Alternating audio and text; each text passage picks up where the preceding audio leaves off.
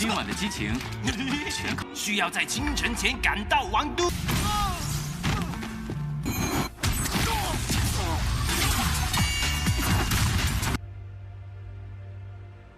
Halo semuanya, bagaimana nih kabar kalian? Semoga kalian dalam keadaan baik-baik saja, sehat selalu, serta dilancarkan rezekinya ya guys. Amin. Karena sudah tahu kita akanlah maraton Slay of the God, langsung saja kita masuk ke dalam ceritanya. Sementara itu, kita diperlihatkan ada dua orang yang sedanglah membahas tentang kuil dewa kuno ataupun beberapa anggota yang begitu sangatlah hebat, dan itu perlulah diwaspadai. Sementara itu, untuk Chie, dia berhasil untuklah menyelamatkan semua teman-temannya.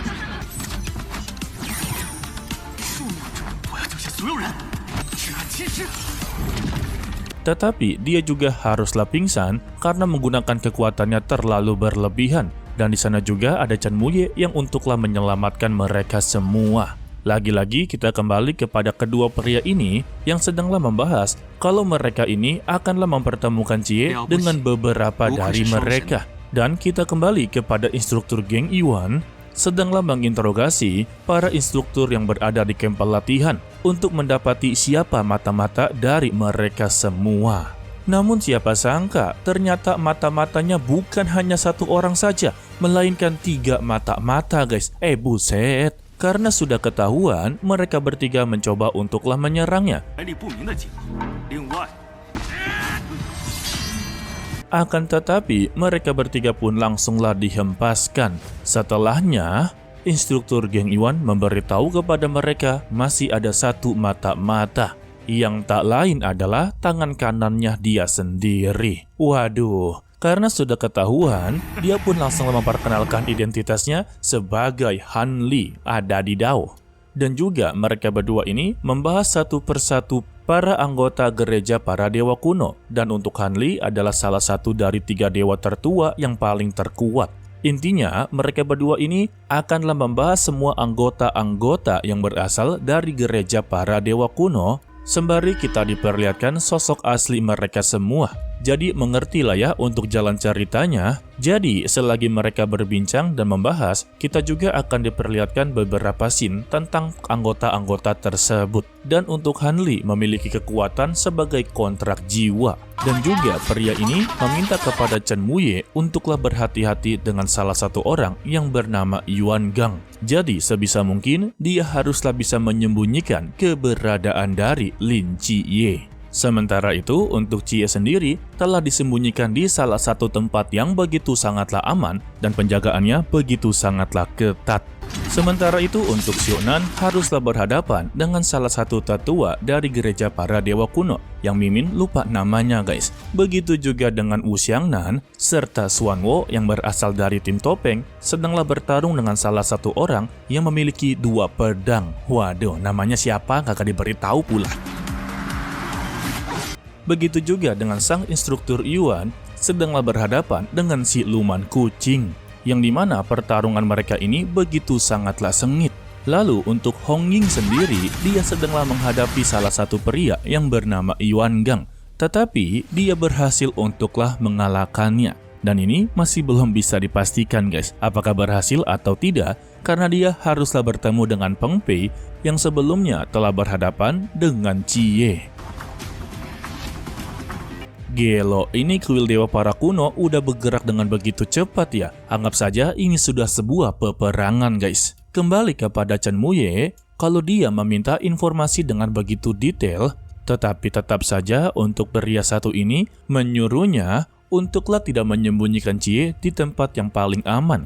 Karena sebetulnya Chie ini tidak membutuhkan sama sekali perlindungan. Karena dia ini adalah bakat yang begitu langka, seharusnya mereka menghargai dengan kemampuannya. Jadi dia mengajak kepada Chen Muye untuklah bertaruh. Apakah Lin Chie berhasil keluar dari salah satu cangkang ataupun penjagaan yang begitu ketat yang telah dia siapkan. Dan dia yakin kalau Chie berhasil keluar dari sana. Kembali kepada Chie dan juga Li Yifei yang kini telah menjadi kepala rumah sakit jiwa dan mereka berdua sangatlah penasaran dengan pasien kedua mereka.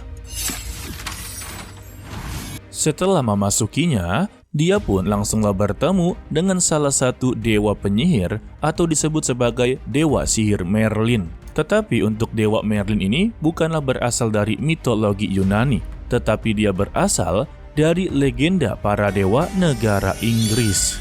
Atau jika dikaitkan dengan dunia nyata, Merlin ini hanyalah pesulap legendaris yang selalu bersama dengan Raja Arthur untuklah naik ke tata kerajaan. Setelah Raja Arthur mencapai tujuannya, dia disebut sebagai dewa sihir. Sebab dalam mitologinya, kalau dewa Merlin ini bisalah meramalkan masa depan seseorang dengan begitu akurat.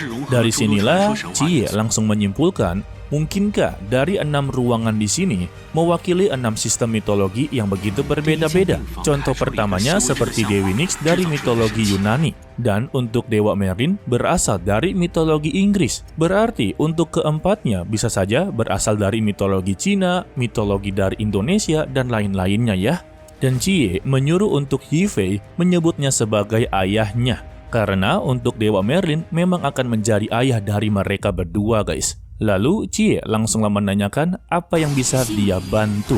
Lantas untuk Dewa Merlin meminta kepadanya untuklah berkeliling sebentar saja. Dan dia menceritakan dalam 10 tahun yang lalu dia telah meramalkan bahwa Cie akanlah membuka pintu ini. Sayangnya untuk ramalan masa depan dia sama sekali tidaklah bisa membacanya.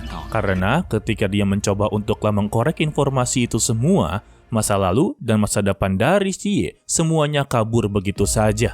Dan dia memberitahu kalau untuk saat ini posisi dari Cie sedanglah terjebak dari sebuah penjara yang begitu besar.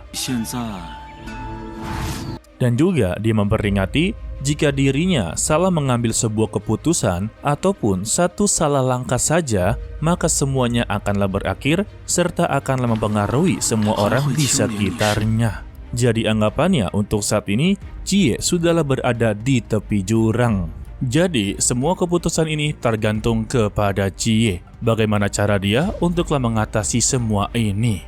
Namun, Cie baru menyadari kalau dia ini adalah pasien kedua dan ini adalah rumah sakit jiwa. Sudah pasti kalau Dewa Merlin sedanglah mengalami gangguan jiwa. Dan benar saja ketika dipertanyakan satu pertanyaan, dia memang sudahlah begitu gila. Tetapi semua ucapannya itu ada benarnya guys.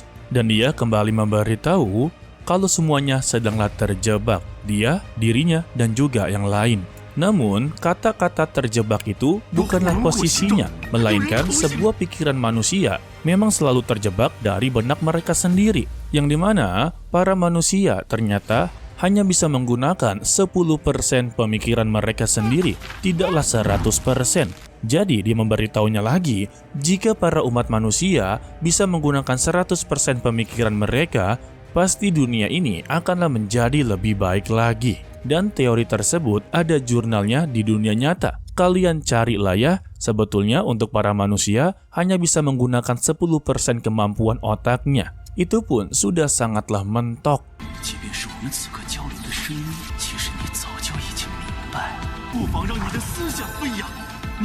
Tidak disangka-sangka juga dengan kemampuan Dewa Merlin, Cie berhasillah keluar dari tempat persembunyian, ditambah dia juga telah mendapati artefak spiritualnya yang berupa bola ramalan guys. Dia menyuruh untuklah menggunakan artefak tersebut dalam keadaan genting saja, karena dia akanlah tahu apa manfaatnya. Tanpa disengaja juga, Cie melihat kalau Bai Li Pangpan dan juga Cao Yuan sedanglah bertarung dengan salah satu pria berotot yang berasal dari kuil dewa kuno. Tidak sampai di situ juga, Cao Yuan haruslah bertarung dengan salah satu ahli pedang jarak jauh.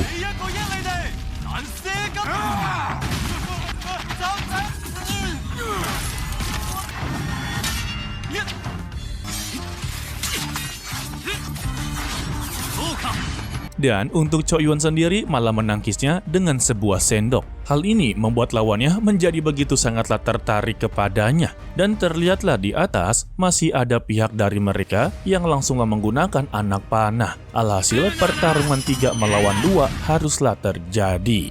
Dan ketika mereka berdua inginlah ditumbangkan, Cie sudahlah berada di sana dan langsunglah melakukan pertarungan. Yang pertama ditumbangkan yaitu si pria berotot hanya dengan satu sentuhan saja guys. Lalu selanjutnya si ahli pedang jarak jauh dibuat ketar-ketir oleh Cie dengan kecepatannya.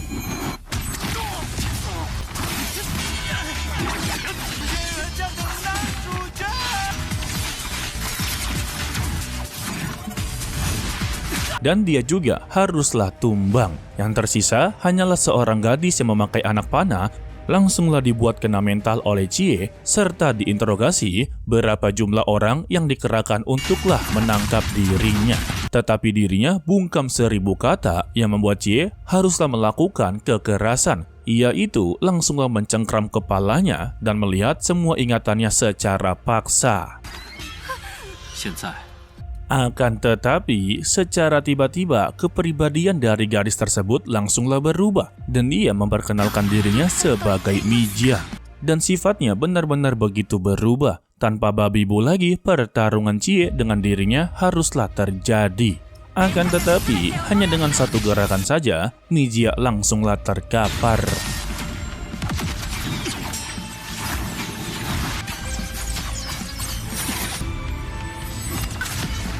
Setelahnya, mereka pun langsunglah berkumpul dan membuat sebuah rencana. Namun, di dalam pikirannya Cie, dia tidak inginlah melibatkan semua teman-temannya. Karena sebetulnya, gereja para dewa kuno hanyalah mencari keberadaannya. Jadi, dia melangkah sendirian, sedangkan untuk teman-temannya telah dia jebak. Ketika dirinya berada di sebuah lorong, dia tidak sengaja bertemu dengan salah satu gadis, tetapi ini juga berasal dari gereja para dewa kuno. Kedatangannya untuklah mengundang Cie ke salah satu tempat, sehingga mereka berdua pun main kejar-kejaran dan berakhir di salah satu tempat pentas seni, sebut saja seperti itu. Dan Cie juga haruslah terjebak dengan beberapa boneka yang menyerupai seluruh orang-orang yang dia kenal. Dan ini juga dikendalikan oleh si gadis boneka. Dengan mengucapkan, sebentar lagi penampilan yang begitu menarik akanlah segera dimulai. Dan terlihatlah seluruh para warga di sana sedanglah menyaksikan pentas seni darinya. Dan cerita tentang kerajaan dimulai, yang dimana sosok Cie ini akanlah menjadi pewaris dari raja selanjutnya. Tetapi ada sebuah konflik internal yang membuat pihak kerajaan tidaklah suka sebab Cie berasal dari luar tetapi menjadi pewaris. Ya, itulah cerita dari pentas seni boneka satu ini. Untuk anak kandung dari sang raja yang harusnya menjadi raja selanjutnya tidaklah terima dengan semua itu dan menyuruh seluruh pasukannya untuklah menghabisi nyawa dari Lin Jie. 纣王在午夜骤然离世，还不是你登场的时候。演出正式开始。 Lalu si gadis boneka tersebut langsunglah mengatakan kepada Cie, inilah giliran dia untuklah menampilkan kemampuannya. Wadaw. Alhasil, Cie yang begitu sangatlah kesal mencoba untuklah mengakhiri pentas seni ini semua. Tetapi tetap saja cerita yang sudahlah berjalan membuat pergerakan dari Cie haruslah terhambat. Tetapi dia pantang menyerah untuklah terus mencari keberadaan dari si gadis boneka. Selagi si gadis boneka ini bersembunyi,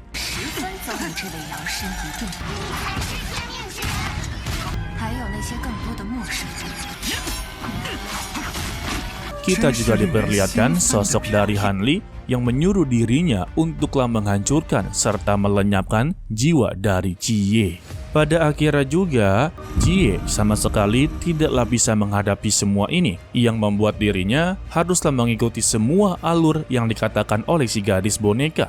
Contohnya seperti dia bertarung dengan tim topeng dan juga bertarung dengan sang raja kembali. Namun yang membuat Cie benar-benar sangatlah kebingungan kalau boneka-boneka di sini sama sekali tidaklah kuat.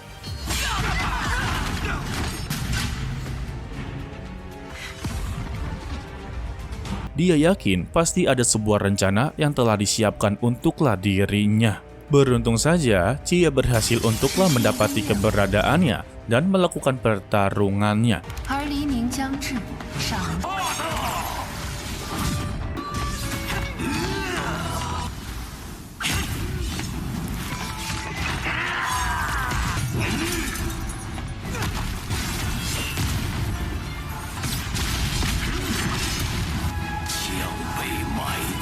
Di sini, si gadis boneka benar-benar mengeluh kalau Cie ini sama seperti mereka yang tidak peduli dengan musuh-musuhnya. Dan juga sebetulnya mereka semua ini seperti boneka yang telah dikendalikan oleh seseorang. 对对对，程七夜，你就如同还想还有那些平凡少女连，你能挑战所有未知的欲望就足够了。你以为你克服那些欺？ Dan dia memperlihatkan seluruh para penonton di sana sudahlah terikat dengan benang merah di lehernya. Dia mengancam hanya dengan satu gerakan saja seluruh para penonton di sana akanlah meninggal dunia. Mendengar itu, Cie pun benar-benar sangatlah marah kepadanya dan meminta untuklah menghentikan semua ini. Tetapi untuk sang gadis boneka memberitahunya, jika ingin menghentikan semua ini, maka ikutilah sebuah alurnya dan habisilah dirinya. Karena dia ini adalah pahlawan terakhir yang merebut sebuah kerajaan. Atau sebut saja kalau Cie ini adalah orang yang begitu sangatlah jahat dan mengambil kekuasaan seseorang secara paksa. Mau tidak mau juga, Cie pun langsunglah menebasnya. Yang membuat seluruh kerajaan di sana benar-benar hancur dan tersisa hanya dia seorang diri dan langsunglah berdiri di tata kerajaan, guys. Dan ini sama seperti tentang cerita Raja Arthur. Dan ingat ya, untuk cerita Raja Arthur bukanlah cerita kisah dunia nyata, guys. Itu hanyalah sebuah mitos. Kalau kalian tidak percaya, kalian boleh cek Google tentang kebenarannya. Tetapi untuk cerita dari Cie saat ini, itu benar-benar sangatlah mirip.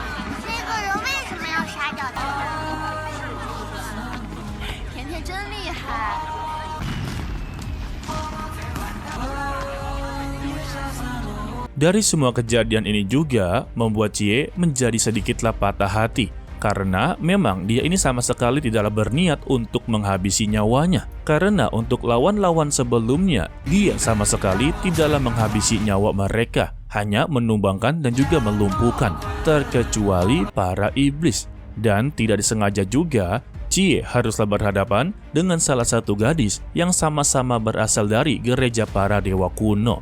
Dan dia berkata kalau untuk hari ini, dirinya akanlah membuat patah hatinya menjadi jatuh cinta.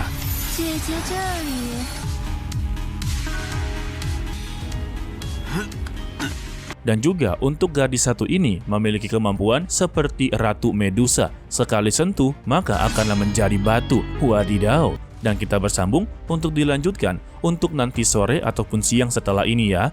Tetapi Mimin perlu istirahat terlebih dahulu ya, karena mulut Mimin udah kering. Dan tersisa 2 episode lagi, guys.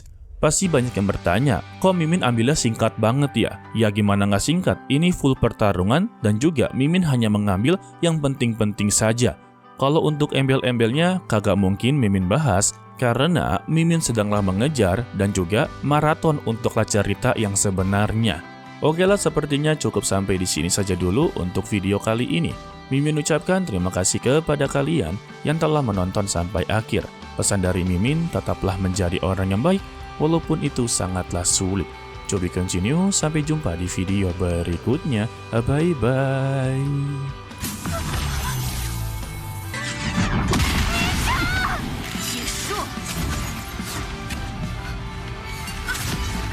今晚的激情需要在清晨前赶到王都。